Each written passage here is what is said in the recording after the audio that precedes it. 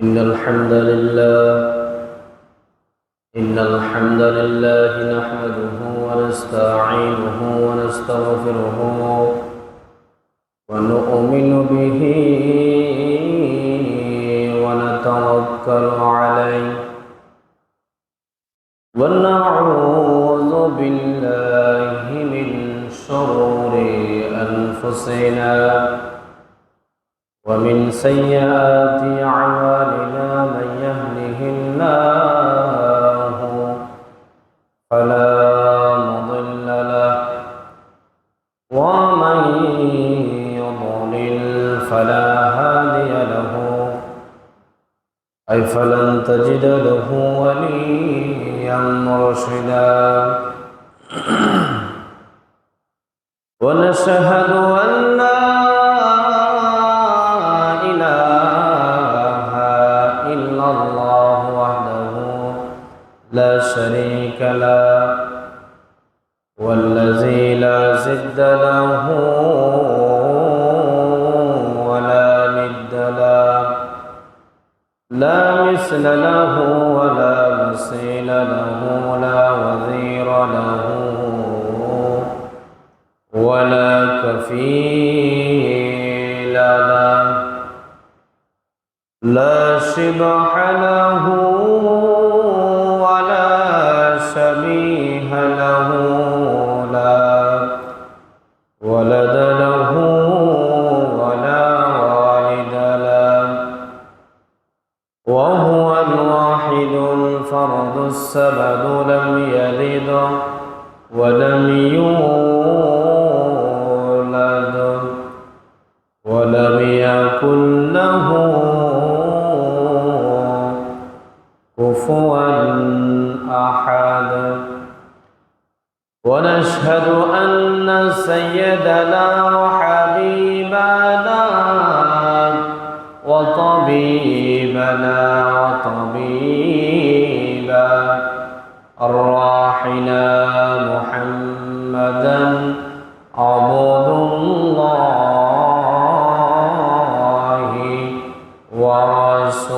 ورسوله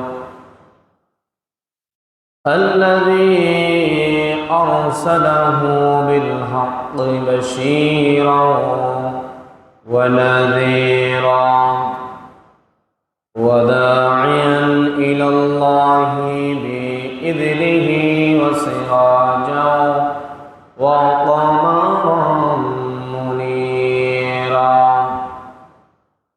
فقد قال الله تعالى في كلامه المجيد وفي فرقانه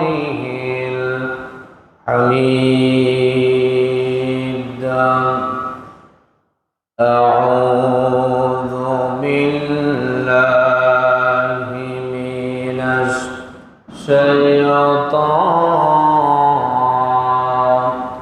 الشيطان الرجيم بسم الله الرحمن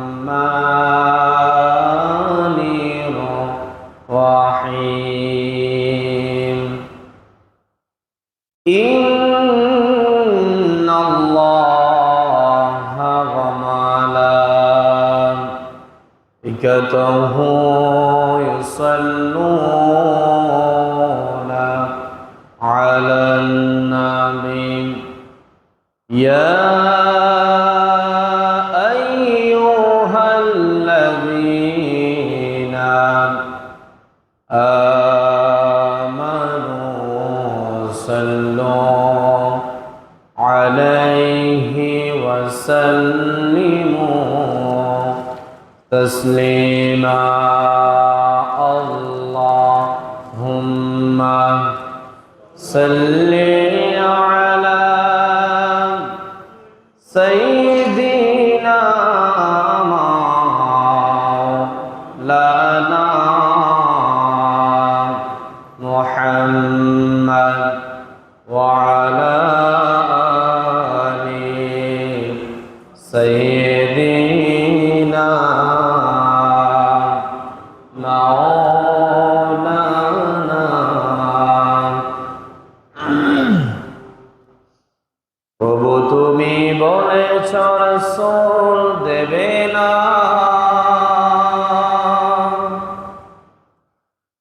বলনি দেবে না মন, বলনি দেবে না হামজাতারি, খালিদ বিজয় সময় প্রভু তুমি বলেছ রাসূল দেবে না। আল্লাহুম্মা সাল্লি আলা সাইয়্যিদিনা মাওলানা মুহাম্মদ ওয়া আলা আলি সাইয়্যিদিনা মাওলানা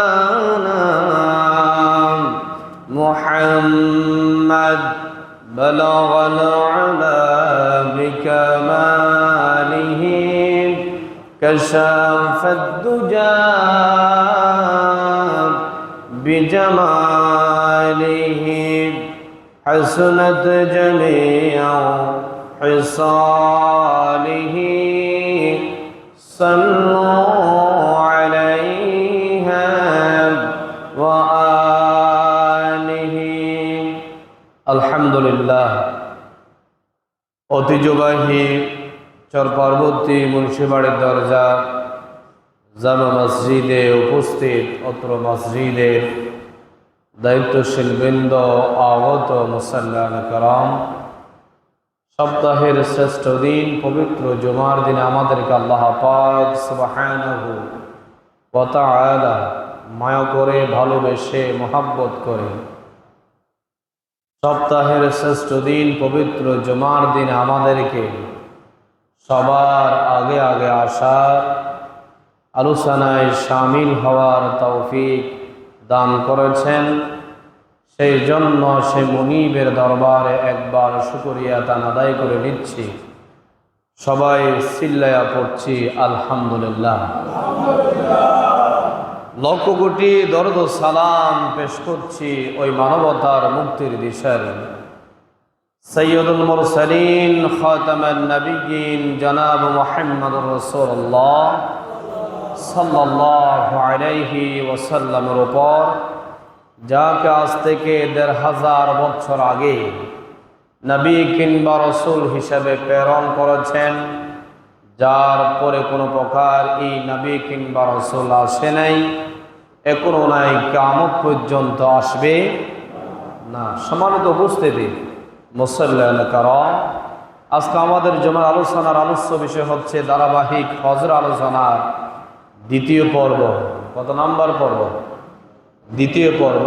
আমরা গত জমায় প্রথম পর্ব আলোচনা করেছি। আজকে দ্বিতীয় পর্ব আলোচনা যতটুকু আমরা আগাতে পারি, আল্লাহ পাক আমাদেরকে সে আলোচনাগুলা শুনে আমল করার তৌফিক দান করুন। সবাই পড়ি আমিন। সম্মানিত উপস্থিতি মুসাল্লিন کرام, আজকে হচ্ছে জিলকদ মাসের দ্বিতীয় জুমা। আমরা হজের আলোচনা গত জুমায় কিছু অংশ করেছি।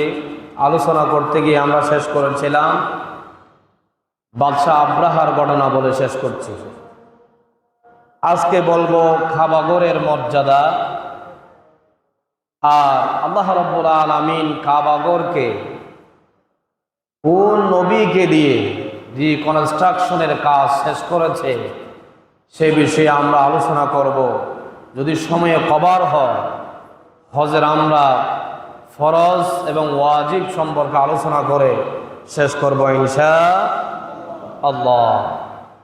সম্মানিত উপস্থিতি, পবিত্র মক্কাতুল মুকাররমা এর মর্যাদা, সম্মান আল্লাহ রাব্বুল আলামিন যা দিয়েছেন, পৃথিবীর মধ্যে দ্বিতীয় কোন স্থান এত সম্মানের সহিত আল্লাহ পাক আর রাখেন নাই। সর্বশ্রেষ্ঠ সর্বমর্যাদাপূর্ণ যে জায়গা, সেই জায়গার নাম কি? কাবা। যেখানে অবস্থিত মক্কা, ওই শহরের নাম কি? মক্কা। তো মক্কা কেন এত সম্মানিত হয়েছে? সেখানে আল্লাহ পাক কাবা ঘরকে নির্মাণ করার কারণে মক্কা শহরের দামটাও সম্মান আল্লাহ পাক বুলন্দ করে দিয়েছেন। সুবহানাল্লাহ। তাহলে মক্কাতুল মুকাররমার সম্মান কম নাকি বেশি? কম নাকি বেশি? বেশি। নবী করিম সাল্লাল্লাহু আলাইহি ওয়াসাল্লাম তার হাদিসের মধ্যে বলছেন, হযরতে আবু হুরায়রা রাদিয়াল্লাহু তাআলা আনহু হতে বর্ণিত, তিনি বললেন রাসূলুল্লাহ সাল্লাল্লাহু আলাইহি ওয়াসাল্লাম ইরশাদ করছেন, তিনি বলছেন, যেই ব্যক্তি আল্লাহর এই ঘরের মধ্যে এসে যখন তার উপরে হজ ফরজ হয়ে যাবে, সেই যখন তৎক্ষণাৎ সেই সাথে সাথে যদি হজটা আদায় করে নিতে পারে, আর যদি স্ত্রীর সঙ্গম আর নাফরমানি কাজ থেকে ওই ব্যক্তি যদি বিরত থাকতে পারে, আল্লাহ পাক তাকে নিষ্পাপ বানিয়ে দিবেন। সুবহানাল্লাহ। কি বলেছেন? আপনার উপরে হজ ফরজ হয়েছে, আপনার আল্লাহর নাফরমানি থেকে বাঁচতে পারেন নাই, কিন্তু আপনি হজ করে আসলেন, তাহলে আপনার হজ আল্লাহর দরবারে কবুল হবে না। এই জন্যই হাদিসের মধ্যে বলছে, আপনার সামর্থ্য হয়েছে, সাথে সাথে আল্লাহর নাফরমানি কাজ থেকে আপনার থেকে বিরত থাকতে হবে। সাথে সাথে হজ করার সময় কিছু কাজ আল্লাহ রাব্বুল আলামিন আপনার জন্য যদি হালালও থাকে তখন হারাম করে দেয়। কি করে দেয়? হারাম করে দেয়। যেমন স্ত্রীর সাথে সহবাস করা একটা স্বামীর উপরে কি হালাল নাকি হারাম? হালাল।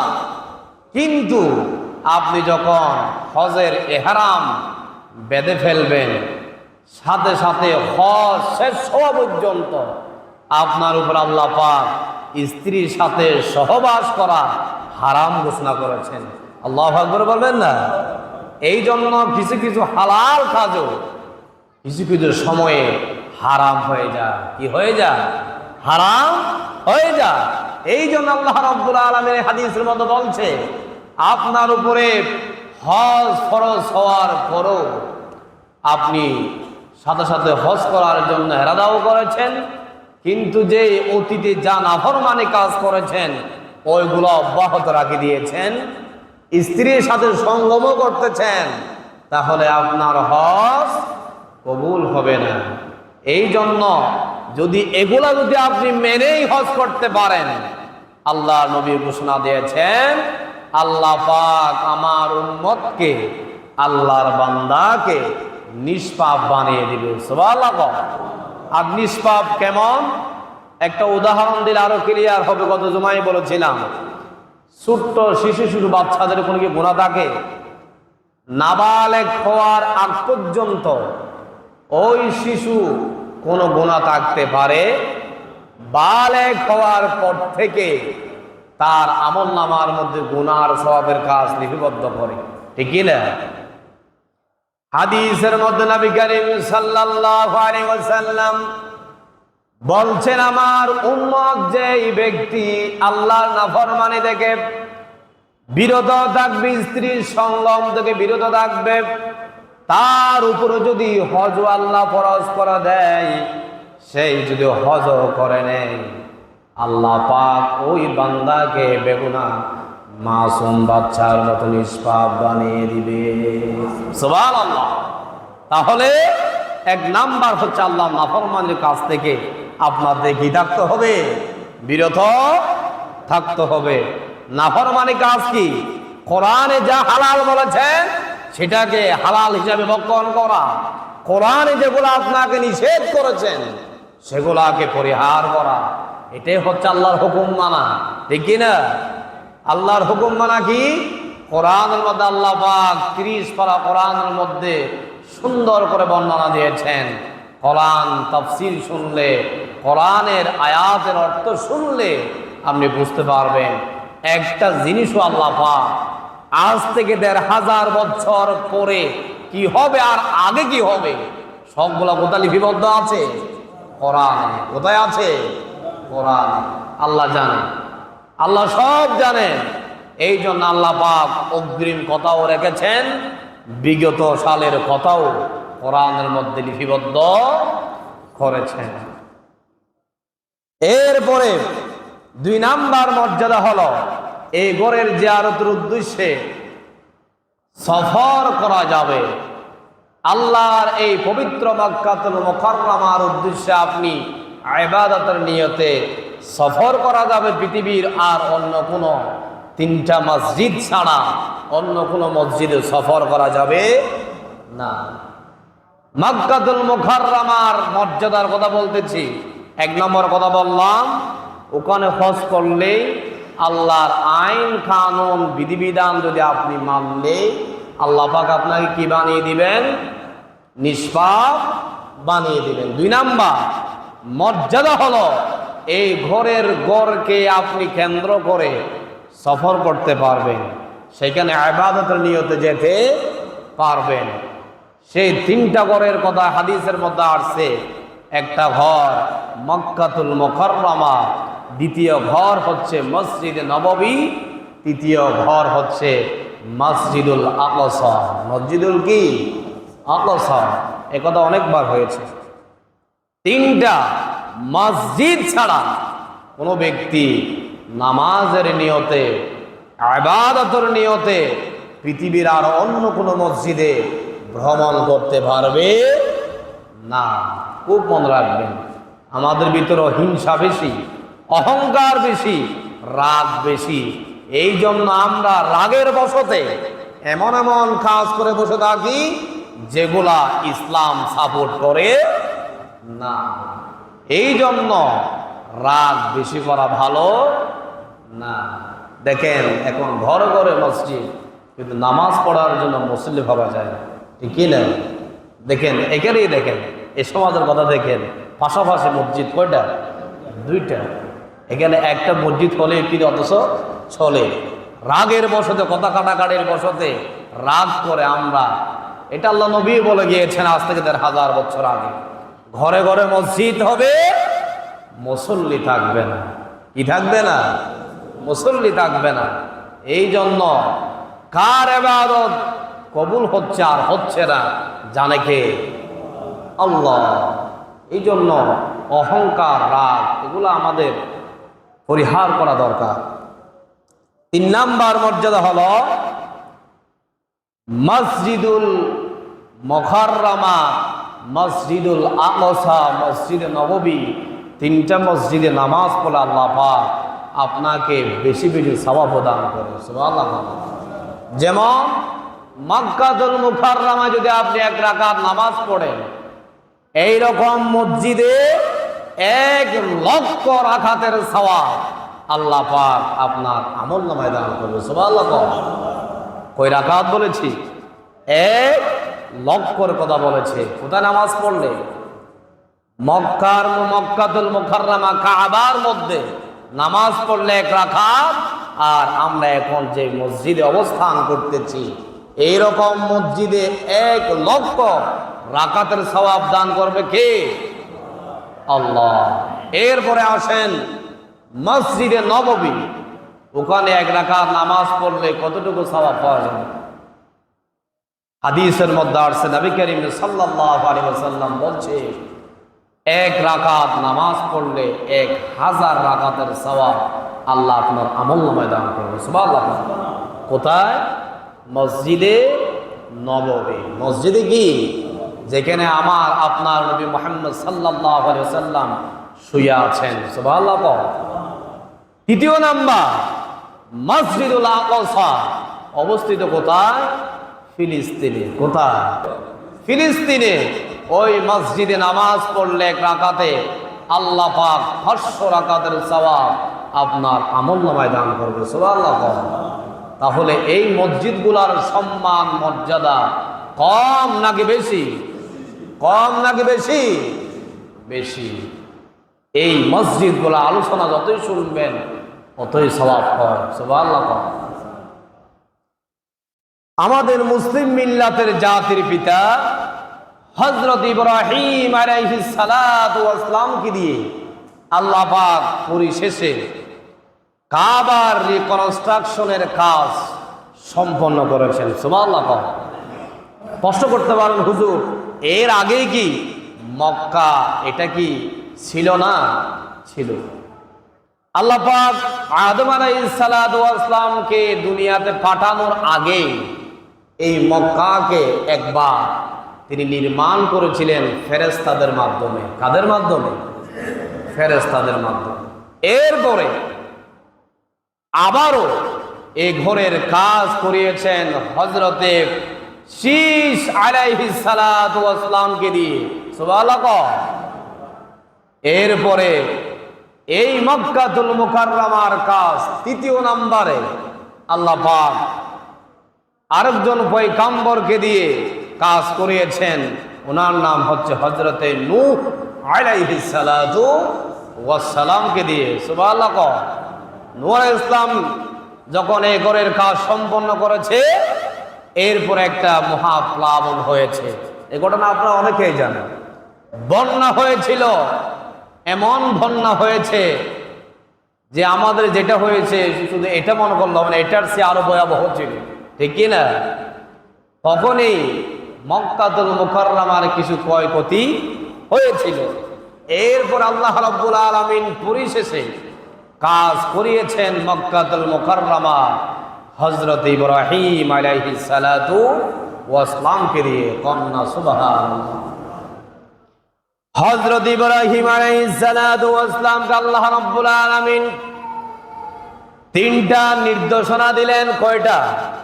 তিনটা নির্দেশনা দিলেন আল্লাহ রাব্বুল আলামিন পবিত্র কোরআনে কারীমের 22 নম্বর সূরা হজের 26 আর 27 নম্বর আয়াতে এ কথা উল্লেখ করেছেন, ওয়া ইয বাওয়ানা লিইব্রাহিম মাকানাল বাইতি আল্লা তুশরিক বিশাইআন ওয়া তাহহির বাইতিয়া লিত-তাইফিন ওয়াল কাইমিনা ওয়ার রুকআইস সুজুদ। আল্লাহু আকবার। এই আয়াতের মধ্যে আল্লাহ রাব্বুল আলামিন হযরত ইব্রাহিম আলাইহিস সালাতু ওয়াস সালামকে কয়টা নির্দেশ দিলেন? তিনটা। কয়টা? তিনটা নির্দেশ দিলেন। আল্লাহ পাক বলেন, হে ইব্রাহিম, স্মরণ করো সেই সময়ের কথা যখন আমি আমার খলিল ইব্রাহিম আলাইহিস সালাতু ওয়াস সালামকে দিয়া আমি আমার এই যে কাবাঘর যেখানে অবস্থিত হবে সেই জায়গাটা নির্ধারণ করে দিলেন। কন্যা সুবহানাল্লাহ। প্রথম নির্দেশনা দিলেন কি? ওই জায়গাটা যেখানে মক্কাতুল মুকাররমা অবস্থিত ওই জায়গাটা কি করে দিলেন? নির্ধারণ করে দিলেন। এরপরে আল্লাহ রাব্বুল আলামিন ইব্রাহিম আলাইহিস সালাতু ওয়াস সালামকে বলছে, হে ইব্রাহিম, তুমি দ্বিতীয় নম্বরে আমার এই ঘরকে আল্লাহ তুশরিক বিশাইআ, এই ঘরতে তুমি যে বানাবা এই ঘরকে তোমার থেকে শিরক মুক্ত রাখতে হবে। সুবহানাল্লাহ। কি রাখতে হবে? শিরক মুক্ত রাখতে হবে। এখানে শিরক করা যাবে না। এখানে একমাত্র ইবাদত করবে বান্দারা আমি আল্লাহ। কন্যা সুবহানাল্লাহ। এখানে এই আয়াত থেকে দুইটা অর্থ বের হয়। আল্লাহ রাব্বুল আলামিন শিরক মুক্ত রাখার জন্য বলেছেন, আর বলেছেন এই ঘরকে তুমি আর সিজদাকারী এবং রুকুকারী ইতিকাফকারীর জন্য আমার ঘরকে পরিষ্কার পরিচ্ছন্ন রাখবা। কন্যা সুবহানাল্লাহ। হযরত ইব্রাহিম আলাইহিস সালাতু ওয়াস সালামকে জায়গাটা নির্ধারণ করে দিলেন। নির্ধারণ করে দেওয়ার পরে আল্লাহ রাব্বুল আলামিন হযরত ইব্রাহিম আলাইহিস সালাতু ওয়াস সালামকে বলেছে, ইব্রাহিম, আমার এই মক্কাতুল মুকাররমার ঘরের দৈর্ঘ্য হবে এতটুকু, উচ্চতা হবে এতটুকু, প্রস্থ হবে এতটুকু। তুমি এইভাবে আমার ঘরটা কি করো? তৈরি করো। ইব্রাহিম আলাইহিস সালাতু ওয়াস সালাম এই নির্দেশ পাওয়ার পরে তিনি সাথে সাথে চলে গেলেন তার সন্তানের কাছে। তার সন্তানের নাম হলো ইসমাইল। সন্তানের নাম কি? আমি গত জুমার আগের জুমায় বলেছিলাম ইসমাইলের মার নাম কি মনে আছে? ইসমাইলের মার নাম কি? হাজারা, বলে গিয়েছেন। ইসহাকের মার নাম কি? সারা। ইসহাকের মার নাম কি? সারা। ভুলে যান কেন? মনে রাখবেন ছোট ছোট বিষয়গুলা বারবার বলি, এগুলো মনে রাখবেন। মনে রাখলে সব আছে না নাই? এগুলো কোনো কি বানানোর ইচ্ছে নাই, কোরআনের কথা, কোরআনের কথা। হযরত ইসমাইল আলাইহিস সালাতু ওয়াস সালামের কাছে চলে গেল বাবা ইব্রাহিম আলাইহিস সালাতু ওয়াস সালাম তার সন্তানের কাছে গিয়া বলেছে, ও আমার প্রাণ প্রিয় সন্তান ইসমাইল, আমাকে আল্লাহ রাব্বুল আলামিন নির্দেশ দিয়েছে আর এই ঘরকে রিকনস্ট্রাকশনের কাজ করার জন্য।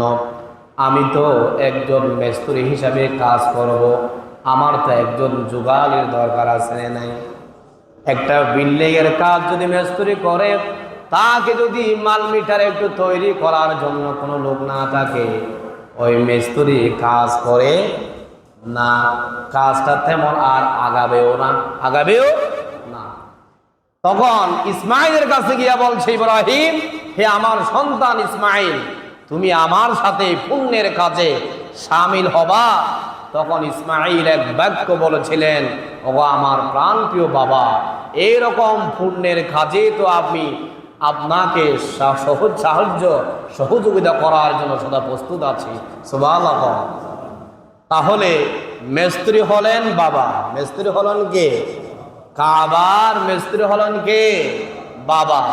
আর যুগালির দায়িত্ব যিনি পালন করেছেন তার ছেলে ইসমাইল আলাইহিস সালাতু ওয়াস সালাম। সুবহানাল্লাহ। হযরত ইব্রাহিম আলাইহিস সালাতু ওয়াস সালাম কাজ করা শুরু করে দিলেন।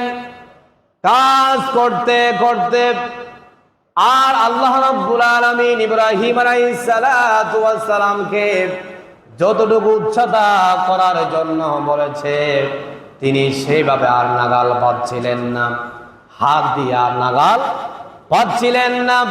তখন আল্লাহর কাছে বলেছে, ওগো আল্লাহ, আপনি আমাকে উচ্চতা বলেছেন 100 ফুট বা 50 ফুট করার জন্য, আমার হাইট হলো এতটুকু, আমি তো আর নাগাল পাচ্ছিলাম না, আমি এখন কি করব? আল্লাহ বলেছে, ও ইব্রাহিম, তুমি চিন্তা করিও না, তোমার সাথে আমি আল্লাহ আছি, তোমার অভাব আমি পূরণ করব। আল্লাহ রাব্বুল আলামিন জান্নাত থেকে একটা পাথর বাড়িয়ে দিলেন। ওই পাথরকে বলেছে, ওই পাথর, আমার ইব্রাহিম তোমাকে যা বলবে তুমি তা শুনবা। ওই পাথর, তুমি আমার ইব্রাহিমের কথা মতো তুমি চলবা। সুবহানাল্লাহ। পাথরকে আল্লাহ পাক মানুষের আওয়াজ শোনার সেই ক্ষমতা দান করতে পারে কিনা? যে আল্লাহ আমাকে আপনাকে নাপাক পানি থেকে বানিয়েছে, ওই আল্লাহ একটা পাথরকে কথা বলাতে কি এক সেকেন্ড সময় লাগবে? সময় তো লাগারও কথা না। সুবহানাল্লাহ। একটা পাথর বাড়িয়ে দিলেন। ইব্রাহিম আলাইহিস সালাতু ওয়াস সালামকে বলেছে, ও ইব্রাহিম, ওই পাথরের উপরে তুমি ওঠো।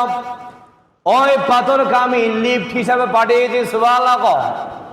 ওই পাথরের মধ্যে ইব্রাহিম যখন উঠে, যখন ইশারা করে পাথরকে একটু উঠো, পাথর অটোমেটিক উঠে যায়।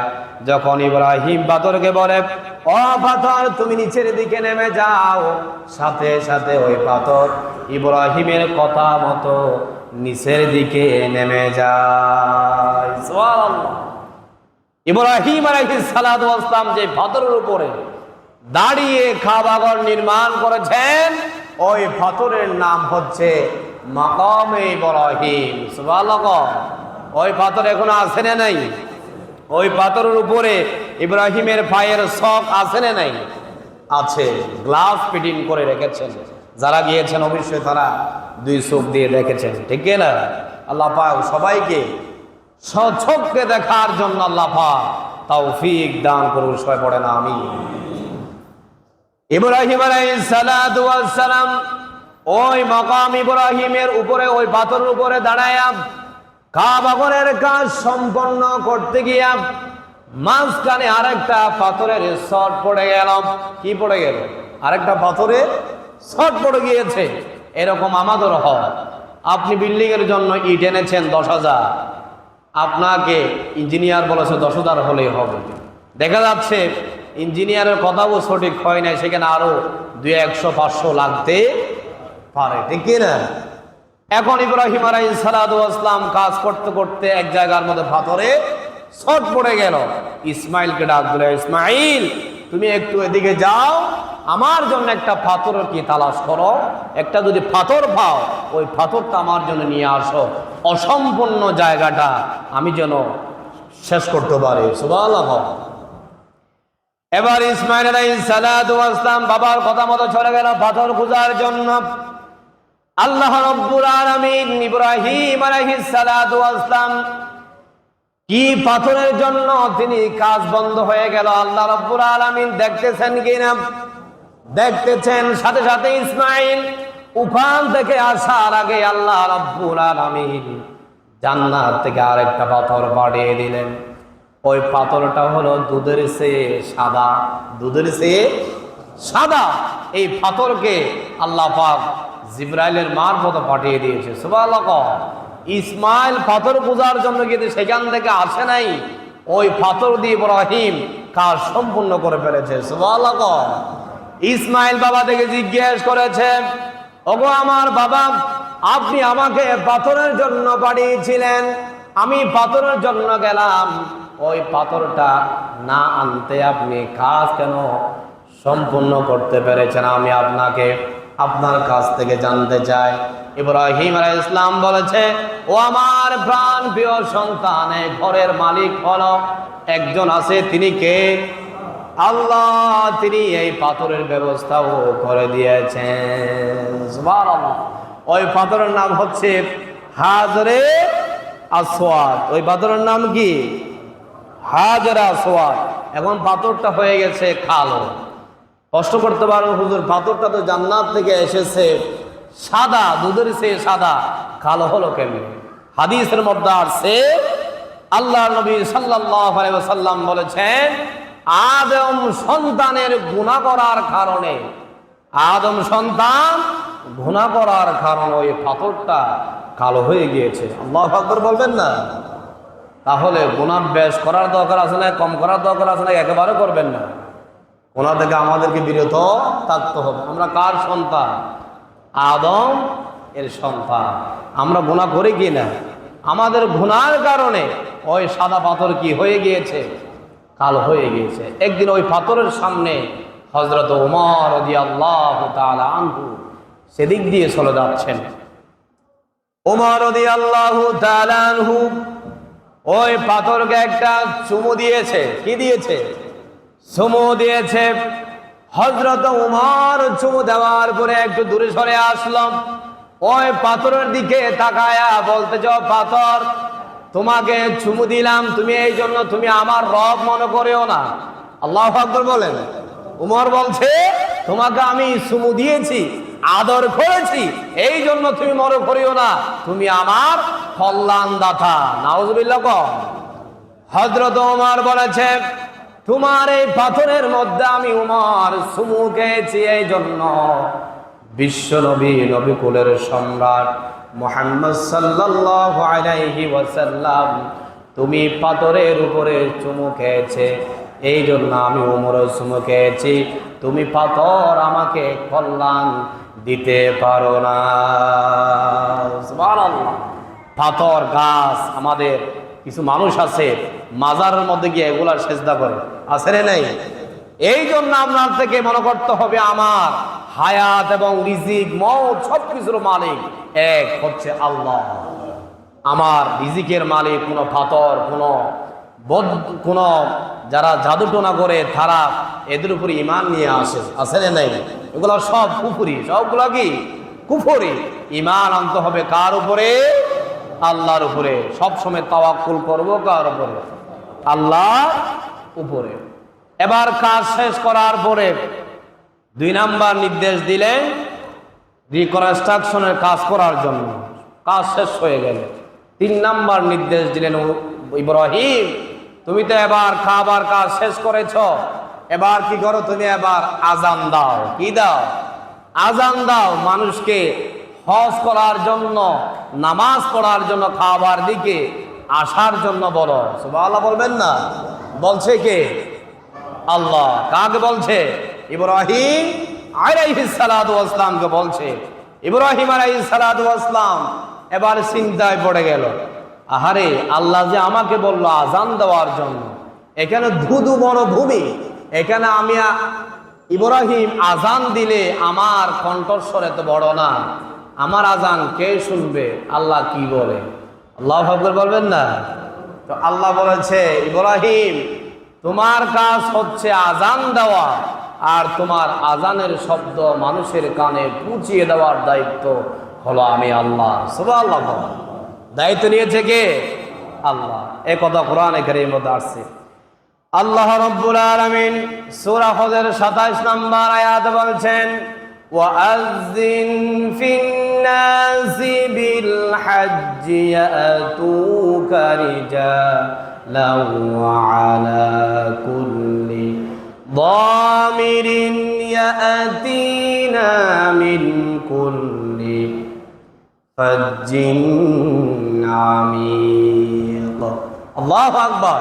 আল্লাহ রাব্বুল আলামিন বলছেন, ইব্রাহিম তুমি আজান দাও, তোমার আজানের শব্দটা আজানের শব্দটা আমি আল্লাহ রাব্বুল আলামিন মানুষের ওই কানের মধ্যে পৌঁছে দেব। হাদিসের মধ্যে আসছে ওই দিন কানের আজানটার আওয়াজ কতটুকু গিয়েছে? আল্লাহ রাব্বুল আলামিন ইব্রাহিম আলাইহিস সালাতু ওয়াস সালামের আজানের শব্দটা যারা রূহের জগতে ছিল তাদের কানের মধ্যে আল্লাহ পাক পৌঁছে দিয়েছেন। সুবহানাল্লাহ।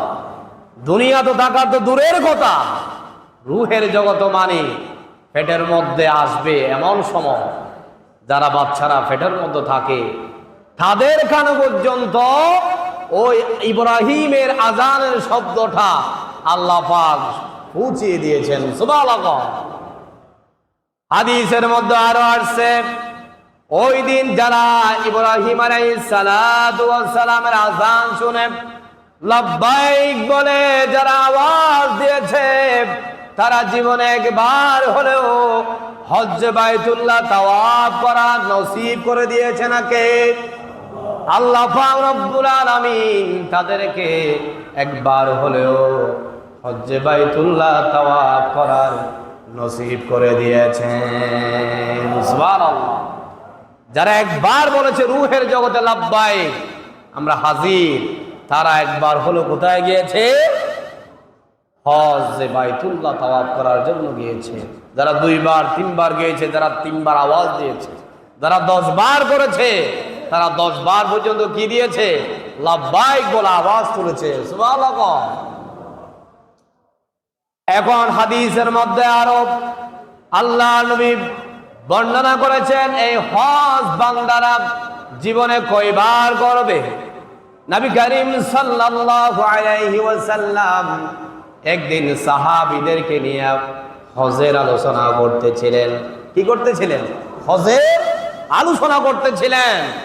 সেদিন নবী করিম সাল্লাল্লাহু আলাইহি ওয়াসাল্লাম বলছে, ও আমার উম্মতের আল্লাহর বান্দারা, সামর্থ্য হলেই তোমরা কি করে নিবা? হজ আদায় করে নিবা। আর যারা সামর্থ্য হওয়ার পরেও হজ করে না, তারা কাফের হিসাবে দুনিয়া থেকে মৃত্যুবরণ করবে। নাউজুবিল্লাহ। এরকম আমাদের দেশে অসংখ্য লোক আছে, টাকা আছে, পয়সা আছে, হজ খরচ হয়ে গিয়েছে কত আগে, সে কিন্তু হজ করতে পারে নাই, সেই কবরে চলে গিয়েছে। আল্লাহর নবী বলছেন ওই ব্যক্তি কাফের হিসাবে মৃত্যুবরণ করেছেন। নাউজুবিল্লাহ। নবী করিম সাল্লাল্লাহু আলাইহি ওয়াসাল্লাম যখন হজের আলোচনা করতেছিলেন, সেখানে এক ব্যক্তি হঠাৎ করে উঠে বিশ্ব নবী মুহাম্মদুর রাসূলুল্লাহ সাল্লাল্লাহু আলাইহি ওয়াসাল্লামকে প্রশ্ন করেছেন, ইয়া রাসূলুল্লাহ, আমরা কয়বার হজ করব? 3 বার নাকি 1 বার? 3 বার নাকি একবার? এই প্রশ্ন ওই ব্যক্তি তিনবার বলেছে। কয়বার? তিনবার বলেছে। তিনবার বলার পরেও আল্লাহর নবী কোনো উত্তর দিলেন না। যখন বক্তব্য শেষ হয়েছে এরপর ওই ব্যক্তিকে ডেকেছে, ডাকলো, ডাকার পরে বলেছে, তুমি যে আমার কাছে যে প্রশ্ন করেছ, তখন যদি আমি হ্যাঁ বলতাম তাহলে কিয়ামত পর্যন্ত আল্লাহর বান্দাদের উপরে তিনবার হজ করা ফরজ হয়ে যেত। সুবহানাল্লাহ। এই জন্য আমি চিন্তা করলাম তিনবার হজ করাটা বান্দার উপরে, আমার উম্মতদের উপরে অনেক কষ্ট হয়ে যাবে। এই জন্য আমি ওখানে হ্যাঁ বলি নাই, তোমার প্রশ্নের উত্তর দিই নাই। এখন তোমাকে আমি চিংকের একজনকে ডেকে এনে তোমার প্রশ্নের উত্তর আমি দিচ্ছি। সুবহানাল্লাহ। তখন ওই ব্যক্তিকে ডেকে এনে আল্লাহ নবী বলছেন, জীবনে হজ একবার ফরজ। তাহলে প্রশ্ন করতে পারেন, যারা 10 বার 20 বার করতেছে তখন তাদের কি অবস্থা হবে? একটা হজ ফরজ হিসাবে গণ্য করা হবে। কয়টা? একটা হজ ফরজ হিসাবে গণ্য হবে, বাকি সব হজগুলো হয়ে যাবে নফল ইবাদত হিসাবে কি হবে? গণ্য হবে। এই জন্য আমরা জীবনে একবার হজ করা ফরজ, একবার করব। একটা ঘটনার মধ্যে আসছে, আব্দুল্লাহ ইবনে মুবারক একজন আল্লাহর ওলি ছিলেন। আব্দুল্লাহ ইবনে মুবারক একজন কি ছিলেন? আল্লাহর ওলি ছিলেন। তিনি বেশি বেশি হজ করতেন। প্রতি বছর তিনি আল্লাহর ঘর তাওয়াফ করার জন্য যেতেন। ওই আল্লাহর ওলির নাম কি? আব্দুল্লাহ ইবনে মুবারক। আব্দুল্লাহ ইবনে কি? মুবারক। আব্দুল্লাহ ইবনে মুবারক আবারও হজে যাবেন। সব টাকা পয়সা কি করে ফেললাম, জোগাড় করে তিনি মোটামুটি রেডি হয়ে গেলাম। কোথায় যাওয়ার জন্য? আল্লাহর ঘর তাওয়াফ করতে যাওয়ার জন্য। আব্দুল্লাহ ইবনে মুবারক এই সময়ে তার একটা সন্তান কান্না করে করে বাসার সামনে এসে কান্না করতেছে, আব্বু আমাদের বাসার মধ্যে আপনি কিছু মাংস এনে দেন। কি এনে দেন? মাংস এনে দেন। এখন আব্দুল্লাহ ইবনে মুবারক বলছে, হঠাৎ আব্বু তুমি এ কথা কেন বললা? আর তোমার চোখের মতো পানি দেখা যাচ্ছে কেন? তুমি কান্না করতেছে কেন? তখন ওই সন্তান বলেছে, আব্বু আমি আমাদের পাশের বাড়ি অমুকের বাসায় গিয়েছিলাম, সেখানে দেখেছি তাদের বাসার মধ্যে গরুর মাংস ভাগ করতেছে, ঘ্রাণ পাচ্ছি, কিন্তু আমি এক পিস তাদের থেকে মাংস চেয়েছিলাম, তারা আমাকে এক পিস মাংস খেতে দেয় নাই, বরঞ্চ তারা আমাকে আরো গলা ধাক্কা দিয়ে বের করে দিয়েছে। এই জন্য আমি কান্না করতেছি। আব্দুল্লাহ ইবনে মুবারক তিনি জগৎ বিখ্যাত একজন আলেম। তিনি বলছে, আমার সন্তানকে এক পিস মাংস দিলে কি তার সব শেষ হয়ে যেত? সেইকে আমি একটু দেখতে যাব। বাচ্চাকে নিয়ে গেল খাওয়ার ঘরে। ওই যে ব্যক্তি গলা ধাক্কা দিয়ে আব্দুল্লাহ ইবনে মুবারকের সন্তানকে বের করে দিয়েছে, ওই ঘরে গেল, সন্তানকে নিয়ে গেল। ডাকার পরে ওই ভাইকে ডাকলো, বাসার মধ্যে কে আছে? ওই ঘরের যিনি প্রধান তিনি এসছে। আসার পরে বলছে, তুমি আমার সন্তানকে এক পিস মাংস চেয়েছে, তুমি দাও নাই কেন? তখন ওই ব্যক্তি বলেছে, হুজুর আপনার সাথে যদি এই কথার কারণে যদি আপনি কষ্ট পেয়ে থাকেন, ফার্স্টটা আমাকে মাফ করবেন। কি করবেন? ফার্স্ট আমাকে মাফ করবেন। কেন আপনার সন্তানকে আমি মাংস দিলাম না? ওই ব্যক্তি বলতেছে, জগৎ বিখ্যাত আলেম আব্দুল্লাহ ইবনে মুবারককে বলেছে, আপনার সন্তানকে আমি এই জন্য মাংস দেয় নাই, আমি হলাম একজন গরিব দরিদ্র ব্যক্তি, কাজের সন্তানে গিয়েছিলাম, সেখানে কোনো কাজের সন্ধান পেলাম না। আমার বাসার মধ্যে আজকে 2-3 দিন পর্যন্ত খাবার নাই। আমার পরিবার সন্তানেরা কত কষ্ট করতেছে। আমার বাসার মধ্যে কোনো খাবার নাই, টাকাও নাই। আমি আসার সময় রাস্তার পাশে একটা মরা গরু দেখেছি। কি গরু? মরা গরু দেখেছি। ওই মরা গরু দেখে মানুষে না দেখে মতো আমি কিছু মাংস কেটে নিয়ে এনেছি আমার পরিবারকে দেওয়ার জন্য। আমি জানি এই মাংসগুলা আপনার সন্তান খেতে পারবে না, সচ্ছল ফ্যামিলি খেতে পারবে না, আমি গরিব, আমার জন্য হয়তো হালাল করে দিতে পারে তিনি কে? আল্লাহ। এই জন্য আমি মাংস দেই নাই। যদি এ কথার কারণে আপনি কষ্ট পেয়ে থাকেন, আপনি জগৎ বিখ্যাত আলেম আব্দুল্লাহ ইবনে মুবারক, আপনি আমাকে মাফ করে দিবেন। আল্লাহু আকবার। এটা বলার পর আব্দুল্লাহ ইবনে মুবারকের চোখ দিয়ে টপ টপ করে পানি পড়া শুরু করে দিলাম। আব্দুল্লাহ ইবনে মুবারক বলতেছে, আমি এত টাকা পয়সার মালিক, আমি তো প্রতি বছরে কাবা ঘরের মধ্যে যাই হজ করার জন্য। তিনি চিন্তা করেছেন, জীবনে হজ একবার করা কি? হজ একবার করা কি ফরজ, বাকিগুলা কি নফল। তিনি চিন্তা করলেন, আমার এই বছরের হজের টাকাগুলা আমি এই গরিব ব্যক্তিকে দান করে দিই। কন্যা সুবহানাল্লাহ। আব্দুল্লাহ ইবনে মুবারক তার সেই হজের টাকাগুলা, গুছানো টাকাগুলা ওই ব্যক্তিকে দান করে দিলেন। দান করার পরে বলেছে, তুমি এই টাকাগুলা নাও, তুমি এই টাকাগুলা দিয়ে ব্যবসা বাণিজ্য করো, তোমার পরিবারকে তুমি সুন্দর করে চালাও। এই টাকাগুলা আমি আব্দুল্লাহ ইবনে মুবারক তোমার থেকে আর দাবি করব না। সুবহানাল্লাহ। এরপরে তাকে টাকাগুলা দিয়ে আব্দুল্লাহ ইবনে মুবারক বাসায় চলে এসেছে। এবছর হজও শেষ হয়ে গিয়েছে।